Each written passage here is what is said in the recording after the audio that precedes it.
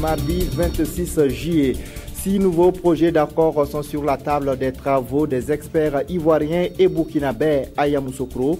Les plénières des différentes commissions avancent comme prévu. Nous irons également à la frontière ivoiro-burkinabé pour voir si la libre circulation des personnes et des biens est une réalité.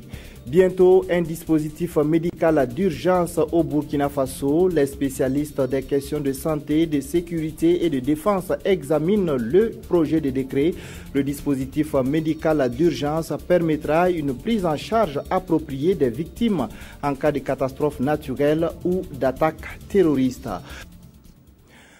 L'amélioration de la qualité des télécommunications au Burkina Faso était le point d'orgue de l'entretien accordé ce matin par le président du Faso au président du directoire de Maroc Télécom, Roch Marc Christian Kaboré, a également reçu le représentant résident de l'UNICEF au Burkina Faso en fin de mission. Le point avec Jean Zongo et Moumouni Soubeiga. Le président du directoire de Maroc Télécom est la première personnalité reçue par le président du Faso.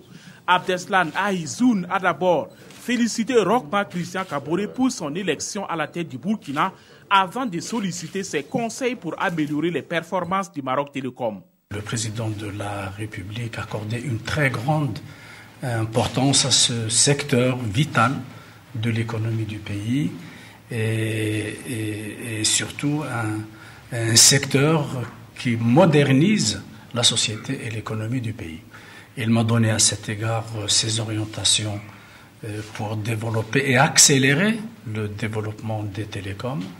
Et il m'a demandé de réfléchir à des plans d'urgence pour accélérer les infrastructures des télécoms dans le pays, ce que nous allons faire. La deuxième personnalité reçue par le chef de l'État est le représentant résident de l'UNICEF au Burkina. En fin de mission, Marc Rubin a tenu à faire le point des acquis engrangés par son institution. L'UNICEF, au sein des Nations Unies, au sein de l'équipe des Nations Unies, soutient les différents ministères, le gouvernement. Donc les avancées qui ont été faites par le gouvernement en matière de santé, sur la gratuité des soins, sur la mise en place des politiques de nutrition, par exemple, sur l'éducation des filles. Et sur l'hygiène et l'assainissement rural et urbain. Ce sont des avancées qui sont très importantes et que je pense que le Burkina est bien placé pour continuer à faire ses progrès. Le représentant de l'UNICEF a également félicité le président du Faso au sujet de l'adoption du PN2S, le Plan national du développement économique et social. Une délégation du Lions Club a été reçue ce matin en audience par le Premier ministre. Elle est allée échanger avec le chef du gouvernement sur la politique de l'État en matière de santé et d'éducation. Le point avec Issa Kafando et Mounira Kéré. Le Lions Club veut s'insérer dans la dynamique du gouvernement burkinabé. Chez Paul Kabatieba, une délégation avec à sa tête le gouverneur pour l'année 2016-2017 du district 403A1 du Lions Club est venu s'imprégner de la politique du gouvernement au profit des plus démunis. Nous avons eu un Premier ministre où les priorités sont exactement les mêmes priorités que nous. Et aujourd'hui, notre État, c'est travailler à améliorer le capital humain. Et améliorer le capital humain, c'est l'éducation, c'est la santé, c'est travailler sur les problèmes de l'université parce que c'est quand même la matière grise d'un pays. Et puis, c'est faire en sorte qu'il y ait la bonne gouvernance. Et nous, quand il y a la bonne gouvernance, nous travaillons avec quiétude sans problème. Et lorsque on arrive à résoudre les problèmes de l'éducation, le thème de mon mandat, c'est l'enfance. Et j'ai senti que le gouvernement est très sensible à ça également. Il existe au Burkina 44 clubs de Lyon. Cette visite chez le Premier ministre est une occasion pour le président du district 403A1 de remercier le gouvernement pour le soutien que ces clubs bénéficient dans la réalisation de leurs activités. La 26e édition des Journées nationales de la qualité a débuté ce matin à Ouagadougou. Ces journées sont une occasion d'expliquer l'importance de la qualité dans le développement des entreprises. Ce rendez-vous est placé cette année sous le thème Burkina 2025, de l'effervescence à l'émergence par la qualité et la productivité. Des détails avec Mokhtar Ouedraogo et Olopoda. Un Burkina émergent à l'horizon 2025, la 26e édition des Journées nationales de la qualité ouvre le débat. Il est ici question de discuter sur la place des démarches qualité et productivité dans les choix stratégiques. À travers ces journées de la qualité, l'association burkinabé pour le management de la qualité et ses partenaires veulent apporter leur contribution dans le maintien du Burkina sur les rails de l'émergence. Burkina 2025, de l'effervescence à l'émergence par la qualité et la productivité. C'est pour montrer aux entreprises que nous devons accompagner l'État dans sa démarche et l'État aussi doit nous accompagner pour que nous puissions à terme faire du Burkina un pays émergent. Conscientiser les entreprises publiques et privées sur la notion de qualité, l'enjeu est de taille et ces 26e journées nationales de la qualité visent à montrer aux entreprises que faire de la qualité, c'est participer au développement du Burkina à travers des ressources humaines bien formées pour une administration citoyenne. Apprendre à produire des biens et des services également qui coûtent moins cher. Et c'est à ce prix-là que non seulement nous allons arriver à conquérir notre marché national, mais que nous arriverons également à exporter nos biens et nos services, créant ainsi de la richesse pour notre économie nationale. Plusieurs activités sont au programme de cette 26e journée nationale de la qualité, qui est une occasion pour inviter l'opinion nationale à mettre la politique de qualité au cœur des entreprises. Après le palais de Kosiam hier, Maître Barthélémy Kéré était à l'hémicycle aujourd'hui. L'ancien président de la CENI, la Commission électorale nationale indépendante, est allé remettre son rapport de fin de mandat au président de l'Assemblée nationale, Paul David Bambara, Oumar Zombré. Maître Barthélémy Kéré, président sortant de la Commission électorale nationale indépendante CENI, est venu s'acquitter d'une obligation légale en remettant son rapport au président de l'Assemblée nationale. Un rapport qui est une synthèse des années passées à la tête de la commission et qui contient aussi des pistes en vue d'améliorer les processus électoraux à venir. On a fait un bilan global de capitalisation des acquis, mais également d'identification d'un ensemble d'insuffisances que nous avons vécues. Sur la base de cela, nous avons, étape par étape, depuis donc le début du processus, sur la question du fichier électoral, jusqu'à la détermination des différents sièges, nous avons placé un certain nombre de recommandations pour que ceux qui vont nous succéder puissent effectivement trouver matière à pouvoir améliorer le processus électoral. Et bien entendu, parfois, ils ne peuvent pas améliorer tant que la loi elle-même n'a pas changé. Donc c'est la raison pour laquelle c'est bien pour nous que la représentation nationale soit destinataire effectivement de ces différentes recommandations, qu'ils puissent les étudier et voir avec l'ensemble des acteurs qu'est-ce qui peut être fait pour l'amélioration du processus électoral. Ce rapport est une copie de celui remis au président du Faso hier à Kosiam. Après son passage à la CENI, Maître Barthélémy Kéré dit repartir au prétoire. Cependant, il nous a confié qu'il reste disponible pour des consultations afin de partager son expérience à toute structure qui serait intéressée. Élu hier à l'unanimité par les commissaires de la Commission électorale nationale indépendante, le nouveau président de la CENI, Newton Ahmed Bari, prêtera serment le mercredi 27 juillet au Conseil constitutionnel. Qui est Newton Ahmed Bari? Quel est son parcours? Des éclairages dans ce portrait signé Bouma Ernest Nebier.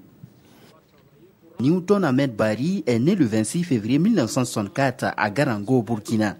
Journaliste de formation, il a d'abord servi dans les médias d'État avant de rejoindre la presse privée en 1998. Il était déjà journaliste à la télévision nationale, chez vous-même. Sa démarche vers la presse écrite a été rendue possible par des circonstances malheureuses, n'est-ce pas, du décès de l'assassinat du journaliste Norbert Zongo. C'est ainsi qu'il nous a rejoints lorsque nous étions donc à l'Indépendant. Après l'Indépendant, il devient rédacteur en chef du bimensuel L'Événement. Il nous est à un moment venu l'idée de créer l'Événement et ça s'est passé en 2001. Nous avons donc continué l'aventure ensemble pendant 15 ans. Et aujourd'hui, évidemment, il a voulu faire autre chose. Journaliste d'investigation, selon son collaborateur Germain Biti-Ounama, il a des talents irréprochables. C'est quelqu'un qui travaille. Il travaille beaucoup, ça c'est bien connu. Des qualités mais aussi des défauts comme tout être humain. C'est un éternel retardataire. Vous ne pouvez pas compter sur lui à une heure précise pour qu'il amène son papier. Et je crois que c'est un de ses grands défauts. Un défaut qui n'enlève rien à la rigueur de l'homme dans son travail. Une rigueur qui, selon Germain Bitou Nama, est un atout pour lui pour mieux accomplir sa mission à la tête de la CENI. Le milieu de l'organisation des élections n'est pas étrange au nouveau président de la CENI pour avoir été dans le temps directeur de la communication de la première commission électorale indépendante du Burkina.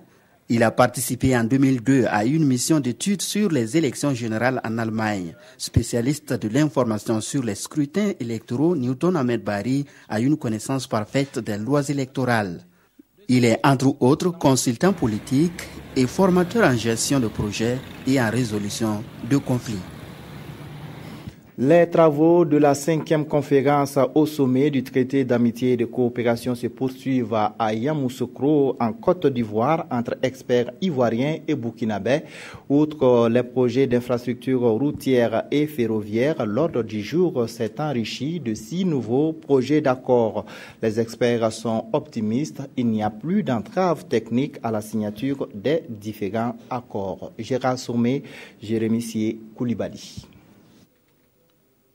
Pour ce deuxième jour de discussion, experts burkinabés et ivoiriens sont à pied d'œuvre pour notamment évaluer les décisions et recommandations issues de la 4e conférence au sommet du traité d'amitié et de coopération et valider les projets d'accord à signer lors de la 5e conférence au sommet des chefs d'État prévue ce 29 juillet à Yamoussoukro. 10 projets d'accord avaient déjà été identifiés avant le début de ces assises du TAC.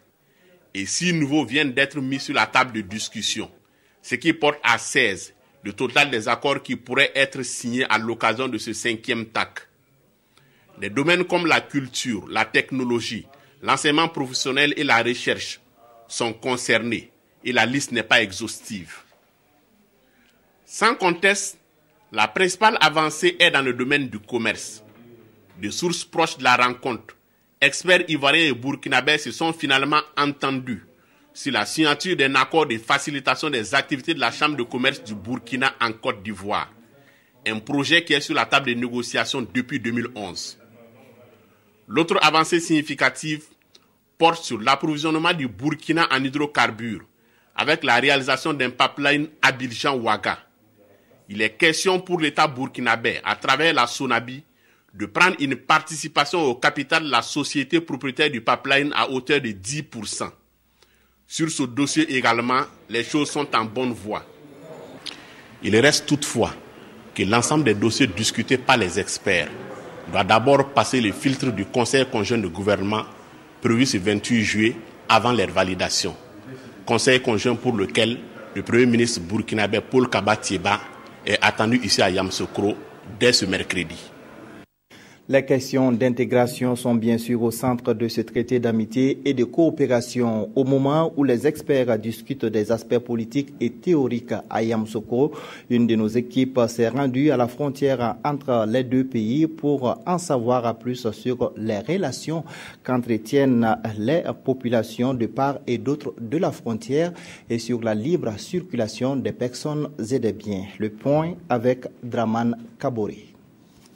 Nous sommes au corridor Burkina Faso-Côte d'Ivoire sur la nationale numéro 12, route Gawa-Doropo. Ici, les populations burkinabées et ivoiriennes entretiennent depuis des années des relations de fraternité et de solidarité. Il n'y a pas eu de problème avec les Ivoiriens, autorités comme paysans. Voilà, parce que nous tous nous sommes des frères. On quitte ici, on va jusqu'à Dropo, même Bouna. Si tu n'as pas tes papiers, on doit te demander. Parce qu'un être humain même doit avoir ses papiers. La libre circulation des personnes et des biens dans l'espace CEDEAO n'est également pas une réalité pour les populations burkinabées vivant à Doropo, au nord de la Côte d'Ivoire. Je fais Doropo-Ouaga. Pratiquement, ça dépasse une année présentement. Bon, les difficultés qu'on trouve, c'est que nos parents sortent sans pièces. Et surtout au côté ivoirien, ils nous demandent les vaccinations. Nos parents n'ont pas de pièces. Si la personne même a la pièce et il n'a pas la carte de vaccination, ça se comprend. Mais la personne même n'a pas la pièce. Il veut quitter chez lui pour aller à l'étranger et il n'a pas la pièce. C'est ça le problème. Une fois que tu as la carte de consulaire, la police ivoirienne encore te demande la certificat de résidence. Tu sors la certificat de résidence, tu te demandes une vaccination. Si tu ne connais pas, on te dit de payer 2 000 ou 23 000 avant que tu passes. Tu dis que tu ne payes pas, tu es psychique fou. On te fait descendre. Les populations souhaitent que le 5e sommet des traités d'amitié et de coopération entre le Burkina Faso et la Côte d'Ivoire prévu du 28 au 29 juillet 2016 à Yamoussoukro se penche sur la réalisation des infrastructures sanitaires au niveau des villes frontalières. Elles émettent le vœu de voir une fluidité du trafic entre les deux pays frères. Le projet de décret portant création d'un dispositif d'intervention médicale d'urgence est en cours d'analyse. Les experts des ministères de la Santé, de la Sécurité intérieure et de la Défense nationale écument le texte. Le dispositif d'intervention médicale d'urgence permettra la prise en charge rapide des victimes en cas de catastrophe naturelle ou d'attaque terroriste. Amadou Ilboudo, Maïmouna Traoré. Les experts en santé sont unanimes. Au Burkina Faso, il n'y a pas de système de secours médicalisé capable de se déployer urgemment hors des formations sanitaires et d'assurer adéquatement le transport médicalisé des victimes vers les formations sanitaires. Et pourtant, le risque de survenue d'événements de nombreuses victimes croît. C'est donc par anticipation que le gouvernement veut mettre en place un dispositif d'intervention médicale d'urgence. Le 15 janvier dernier, 2016, vous avez vu nous avons fait l'objet d'une attaque terroriste et ça n'a pas été facile et il a fallu que les gens se surpassent et ça a été l'occasion pour nous de nous rendre compte qu'il faut mieux s'organiser et mieux avoir un dispositif qui réponde à ce genre de situation. Depuis le 6 février, des experts des ministères en charge de la santé, de la sécurité et de la défense nationale se sont mis à la tâche et ont élaboré un projet de décret portant création, attribution, organisation et mise en œuvre d'un dispositif d'intervention médicale d'urgence. Le déploiement nécessitera des moyens, entre autres des moyens logistiques pour transporter ces personnels, des moyens techniques pour assurer les soins, une espèce de mini-hôpital mobile. C'est le lieu ici pour les participants à cette rencontre d'échanger et d'amender le document qui sera transmis en Conseil des ministres pour adoption. Les acteurs du domaine de la justice et des représentants des organisations de la société civile sont réunis à Koudougou pour de larges concertations sur la justice. L'objectif est de recueillir les avis et les suggestions des OSC pour une justice crédible et accessible à tous. Yacouba Gamene, Maxime Zongo. La corruption est un fléau qui mine dangereusement notre société. Elle constitue même une des causes de l'inaccessibilité à la justice qui est pourtant un droit fondamental. Bien qu'une loi et des dispositifs existent pour prévenir et réprimer le fléau, le moins qu'on puisse dire, c'est que le phénomène a toujours la peau dure au Faso. Pour l'anéantir, estiment les autorités en charge de la justice, un effort collectif s'impose. Il faut que tous les acteurs s'impliquent davantage pour que nous puissions vraiment rompre la chaîne de corruption. En expliquant aux OSC qui interviennent dans la chaîne de la justice, on arrivera quand même à diminuer ce phénomène. Lutte contre la corruption, quelle stratégie pour un meilleur accès à la justice? C'est autour de cette thématique qu'experts du droit et organisations de la société civile réfléchissent à Koudougou. Il y a l'axe corruption, deux communications seront portées sur ça, à savoir l'impact de la corruption. Et deuxièmement, on va se pencher sur la loi même en tant que telle qui porte prévention et lutte contre la corruption. Le dernier axe qui va porter sur la question de l'assistance judiciaire et plus principalement sur le fonctionnement même du fonds d'assistance judiciaire. 2 jours durant, les participants seront largement informés sur le contenu de la loi portant prévention et répression de la corruption, le fonctionnement du fonds d'assistance à la justice, souvent ignoré ou mal connu. Des OSC qui prennent activement part aux échanges, leur contribution pour l'amélioration du dispositif existant est très attendue. Le groupe parlementaire UPC a dressé ce matin à Ouagadougou le bilan des 2 premières sessions parlementaires. Il a expliqué ses prises de position au sein de l'Assemblée nationale, notamment lors du vote d'un projet de loi rectificative de la loi de finances pour l'exécution du budget de l'État gestion 2016. Le groupe parlementaire UPC a aussi donné son appréciation de l'action gouvernementale. En toile de fond des échanges avec les hommes de médias ce 26 juillet, le bilan des 2 sessions parlementaires. Les abstentions lors du vote des 2 lois de finances rectificatives sont justifiées par ce que l'UPC appelle une non-maîtrise de la dette et un tâtonnement continu. Notre groupe a avancé, entre autres raisons, la précipitation avec laquelle le gouvernement a introduit le projet de loi au Parlement.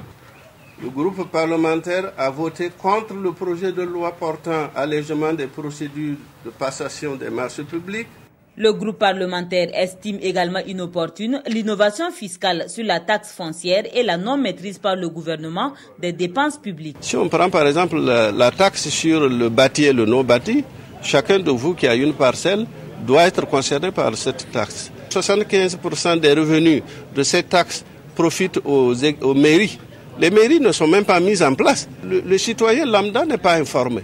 Il n'est pas informé, il va subir. Et du reste, au Burkina, il n'y a pas de fichier cadastral informatisé. Prenez par exemple la loi sur la bière. Quelle est la concertation qu'il y a eu? Il n'y en a pas eu. L'UPC déplore la non-maîtrise des procédures législatives et la transformation de la majeure partie des questions orales avec débat en questions écrites. Selon l'UPC, des motifs de satisfaction peuvent toutefois être relevés avec l'existence, quand bien même mitigée, de débats contradictoires au sein de l'hémicycle. Un reportage signé Nongba Kouda et Rutbini Ouattara. Un accord a été trouvé hier entre le syndicat des informaticiens et le ministère du développement de l'économie numérique et des postes. Les agents obtiennent le rétablissement de leur indemnité spéciale et tous les informaticiens sont désormais rattachés au ministère en charge du développement de l'économie numérique. Le syndicat reste tout de même insatisfait au regard des différents points de sa plateforme revendicative. Nongba Kouda, Jacques Lamissa, Tarpaga. Cette poignée de main marque la fin du bras de fer entre le syndicat des professionnels des technologies de l'information et de la communication et leur ministère de tutelle. Au bout de 3 semaines d'intenses négociations, le gouvernement consent à rétablir l'indemnité spéciale des informaticiens de 30 000 avec une majoration de 5 000 francs en 2017. Le syndicat réclamait 200 000 francs pour les uns et 195 000 pour les autres. Il y aura aussi un plan de carrière. Tous les informaticiens du public seront rattachés au ministère du développement de l'économie numérique. Le syndicat estime toutefois qu'il s'agit seulement d'un accord de sortie de crise. Il faut dire qu'on n'est pas satisfait. Ça, il faut le dire, le gouvernement n'est pas satisfait parce qu'il y a beaucoup de points qui sont restés en souffrance. Nous allons observer dans les jours à venir si le gouvernement pense que le rétablissement seulement de cette indemnité-là peut en tout cas calmer un certain nombre de situations. Nous pensons que c'est une erreur. Il faut aller résoudre carrément un certain nombre de problèmes qui sont les problèmes d'injustice. En face, le gouvernement salue tout de même l'esprit de dialogue du syndicat. Les points de discorde qui restent seront débattus dans le cadre de concertation permanente mise en place. Il y a certes des points de la plateforme revendicative qui n'ont pas fait l'objet de consensus. Cependant, s'inscrivant toujours dans l'esprit du dialogue, le gouvernement et le SYNPETIC s'engagent à mettre en place un cadre de concertation dans lequel toutes les préoccupations des partenaires sociaux seront désormais débattues. La plateforme revendicative du syndicat des professionnels des TIC comportait en tout 14 points. 6 ont fait l'objet de cet accord. Eux n'ont pas encore trouvé d'accord avec leur hiérarchie. Les contrôleurs et les inspecteurs de travail font le pied de grue depuis ce matin devant le ministère en charge de la fonction publique. Leur syndicat a décrété un sit-in de 3 jours pour demander que des réponses concrètes soient trouvées à sa plateforme revendicative. Amado Iliboudo, Monkoun Dabiré. Les contrôleurs et inspecteurs du travail, de nouveau en sit-in, pour 72 heures. Le SYNACIT, le syndicat autonome des contrôleurs et inspecteurs du travail, exige la satisfaction de sa plateforme revendicative structurée en 4 points. Nous avons l'application de l'arrêté conjoint sur les prestations en nature des inspecteurs et contrôleurs du travail adopté depuis 2015. Le second point, c'est l'adoption du statut pour le corps des inspecteurs et contrôleurs du travail. Le troisième, c'est le jugement des dossiers de nos collègues qui ont été agressés depuis 2013. Et le dernier, c'est l'organisation de la conférence nationale des inspecteurs instituée par arrêté depuis 2015. Pour le syndicat, les différents points ont fait l'objet de plusieurs rencontres avec la hiérarchie, mais jusque-là, rien de concret. Notre ministre de tutelle avait dit qu'au 30 juin au plus tard, il ferait tout pour que notre statut quitte son ministère pour aller vers le chemin de son adoption. Juste après le 30 juin, nous l'avons approché par une correspondance, il ne nous a pas répondu et nous a fait recevoir par son secrétaire général qui malheureusement nous a dit qu'il n'a aucune information pour nous donner parce que le ministre ne lui a rien dit. Et sur l'application de l'arrêté conjoint, il faut dire qu'il y a un budget qui est disponible et nous ne comprenons pas pourquoi jusqu'à présent ça traîne dans l'exécution. Les contrôleurs et inspecteurs du travail promettent donc de durcir le ton si aucune issue favorable n'est trouvée à leurs préoccupations à l'issue de cette manifestation. À cet effet, le SYNACIT dit avoir déposé un préavis de grève pour tout le mois de septembre. L'élection de Newton Ahmed Bari à la tête de la CENI et les travaux de la 5e conférence au sommet du traité d'amitié et de coopération ivoiro-burkinabé sont les 2 principaux sujets à la une des quotidiens. L'élection de Newton Ahmed Bari à la tête de la CENI alimente la une de tous les quotidiens du jour. Ainsi, à l'affiche du pays, peut-on lire Newton Ahmed Bari élu président, et ce à l'unanimité par les 15 commissaires de la CENI, indique le quotidien.